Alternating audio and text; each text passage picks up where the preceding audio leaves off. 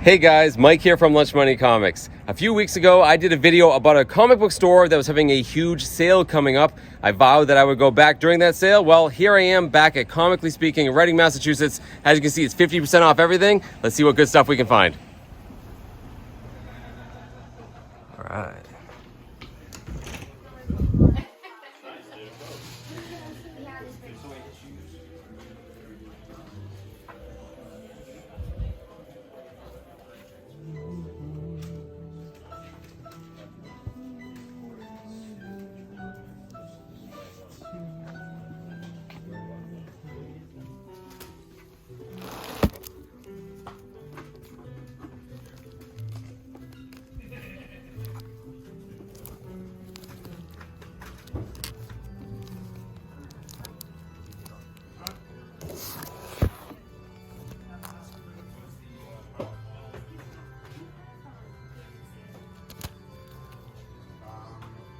These were the ones I wanted.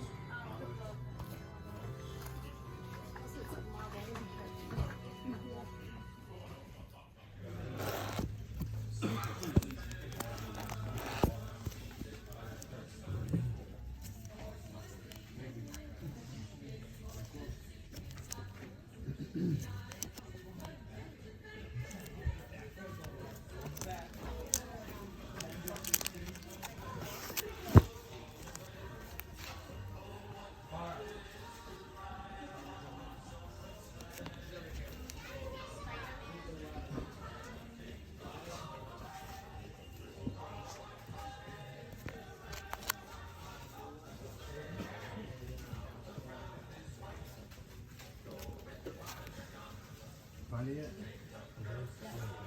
Okay.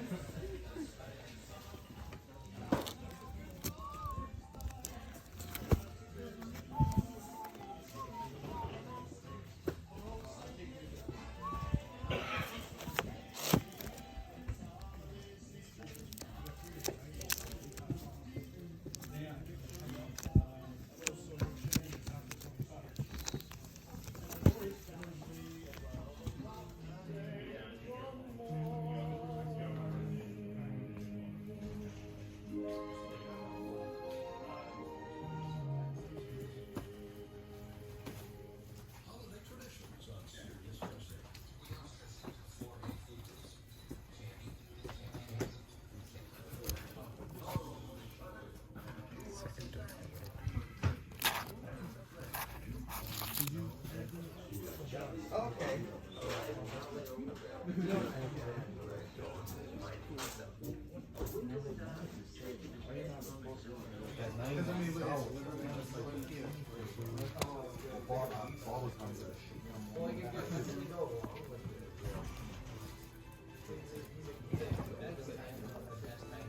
So, how do you do it? You better not be putting them just like that. I want them nice and neat. I want the second shelf match the bottom shelf.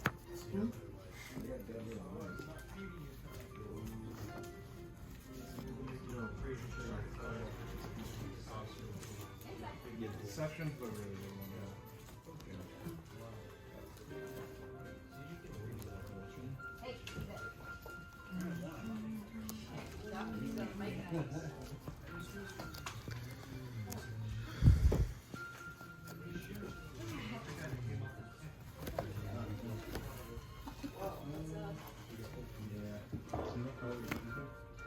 Well, yes, 3 boxes. So if you want, you can just put it home.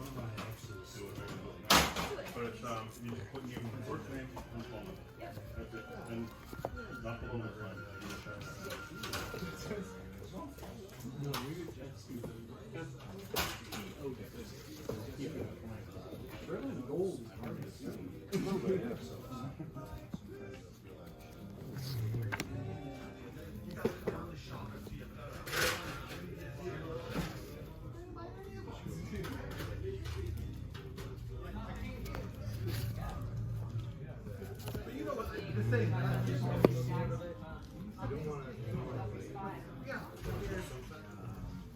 Power of this, the Jedi and stuff.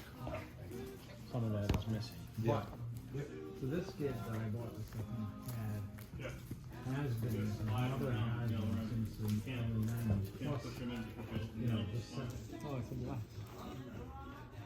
It's cool.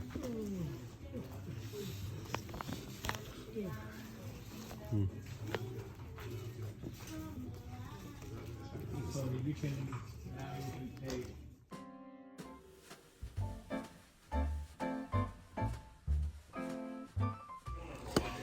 So all the dollar books are also 50% off. So everything here is 50 cents. I'm gonna be here for a while.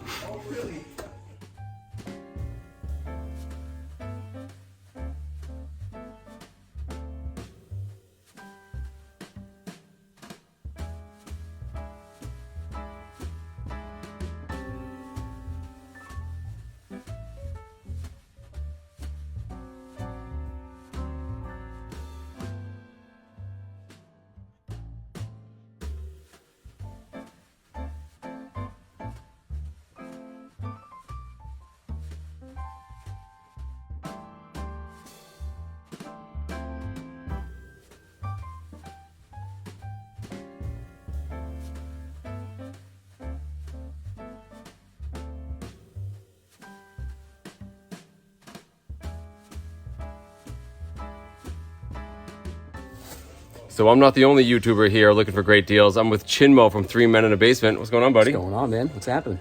I'm spending some money. Same here. I just checked out and so much for Christmas shopping. Well, Merry Christmas. This is a great place to be. Yeah, Good to see you, awesome. buddy. Yeah, good to see you too, man. Take it easy. See ya.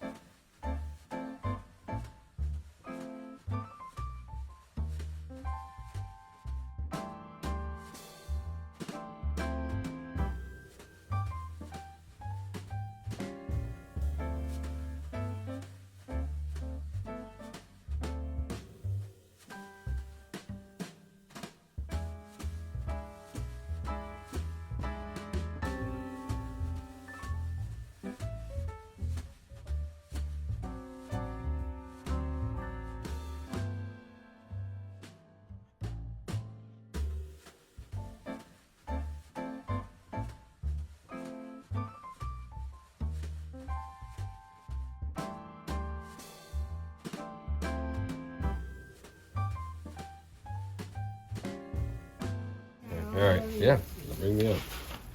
All right, guys, I love this store. I wish I lived a lot closer. I got a huge stack of comic books at a pretty incredible price. I can't wait to go home and show you guys everything that I got.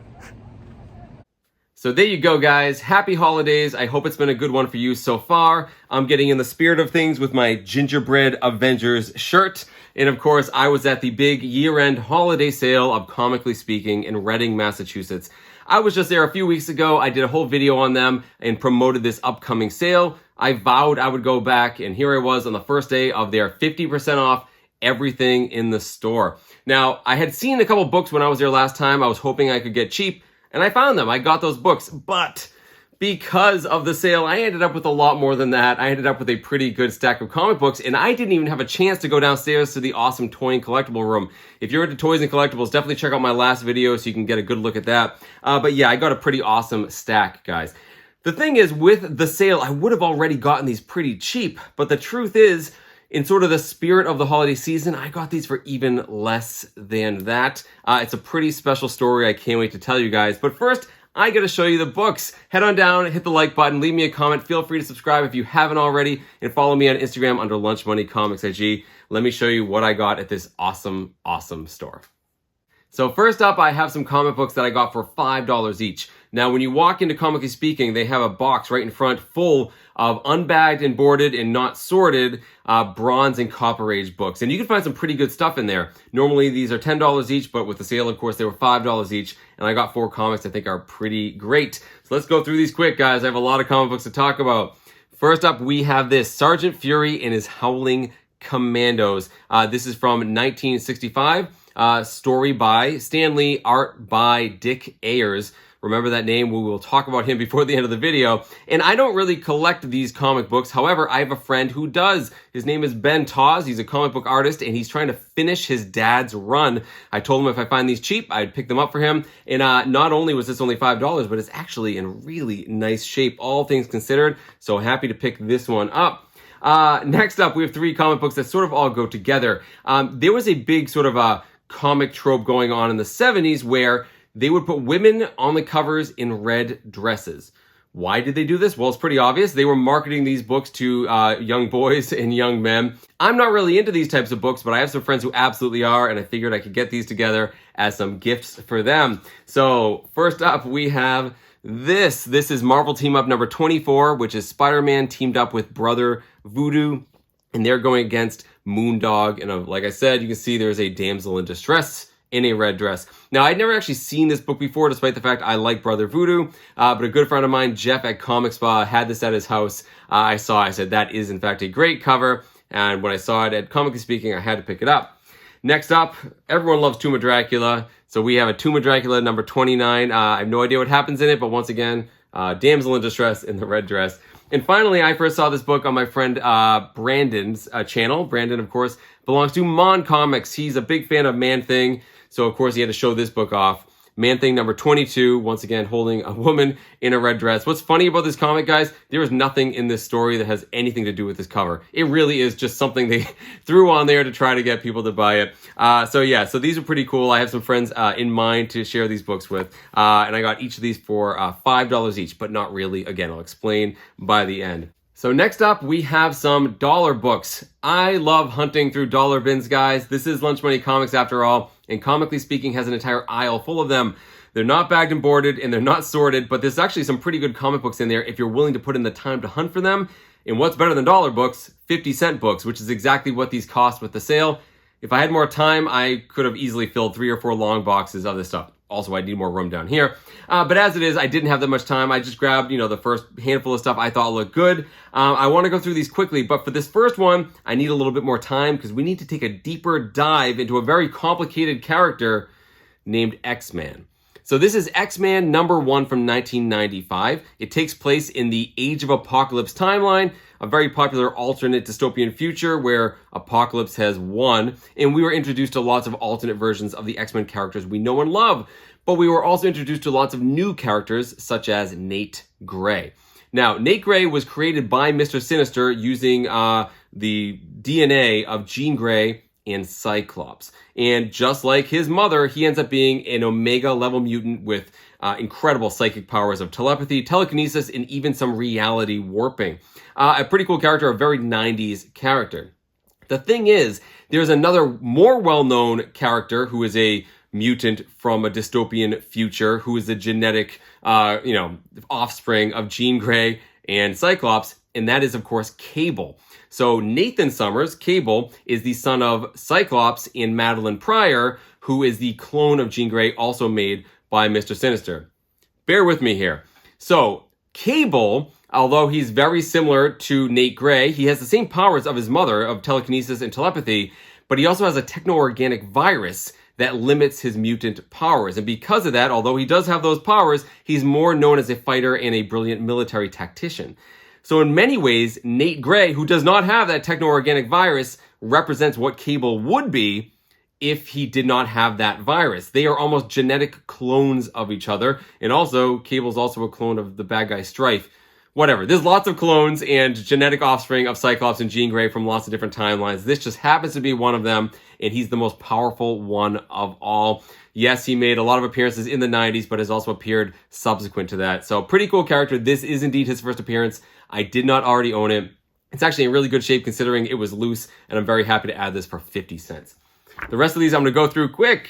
Next up, we have the Marvel X-Men Collection by Jim Lee. What this is a comic book companion to the X-Men Series 1 trading cards. I talk about these cards all the time, guys. I loved them as a kid. The first X-Men series was done entirely by Jim Lee, who was a pretty big celebrity artist, especially of X-Men comics, back in the 90s. And Marvel would also release these comic books which showed full-size art of those cards, which I always love because you can really see them a lot better in full format here. I recently talked about these cards on someone else's channel, that of the Colossus Collector himself, Ryan. Ryan's a good friend of mine. He had a huge live holiday special where he invited a ton of comic book creators. We had a fantastic time, and one of the cool things we did is we opened a box of those X-Men Series 1 cards live on the channel and gave a lot of them away to some viewers. So pretty cool. I found this the very next day after being on that show. All right, next up, we have a book I already own. This is XMen Annual number 8. I already own it, but this is a better condition one than the one I had, and it was 50 cents. Had to get it. Next up, we have Uncanny XMen number 295. Although I always talk about the Chris Claremont run of X-Men, I'm also going to try to finish eventually the entire X-Men run, perhaps. I didn't have this book, so happy to pick this one up. Also, my favorite part, I think, is the back. We have an ad for the XMen Alert board game, a game I loved as a kid, and my son now actually loves. We still play it. I still have it. I love seeing the ad for it on the back of this. Next up, we have a Nightcrawler comic. Nightcrawler is my favorite character. This is a great one here. This is Nightcrawler number 12, written by my favorite writer, Chris Claremont. He came back into the X-Men series in the early 2000s and 2010s. And here we have Nightcrawler on the cover with a whole bunch of other X-Men. Loved it. Had to get it. We have a minor key here. This is Avengers number 326. This is the first appearance of the character Rage, who I believe is actually like a young kid who gets mutated or whatever, scientific experiment, into this really big, strong guy. Was a member of the Avengers for a little while. Minor character, minor first appearance. Happy to get it. This one is also not for me. This is Sheena, Queen of the Jungle number 0 by Dynamite Comics. Sheena, of course, is a very old character going back into the the golden age, sort of a jungle woman. I have a friend who's really into these sort of girly covers, especially Sheena. I got this for him. Not for me. Still pretty cool art. I don't know anything about it otherwise.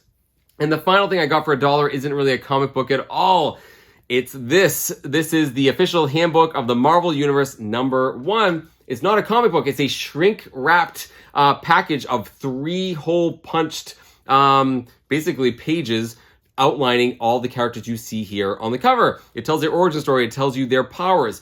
And how this came about was in the early 1980s, the editor of Marvel, Jim Shooter, came up with an idea of basically coming up with like an encyclopedia of Marvel characters. They published, I believe, 15 comic books that talked about all the Marvel characters, their origins, their power sets. They tried grounding their powers like as scientifically real as possible. And yeah, it was pretty cool. And then over all the 80s, they had amendments and changes. They had a deluxe edition, but they were all comic books until you get to the early 1990s when they released these, where there are 3 hole-punched pages. They also had a 3-ring binder for these to hold them, and they released a whole bunch of these.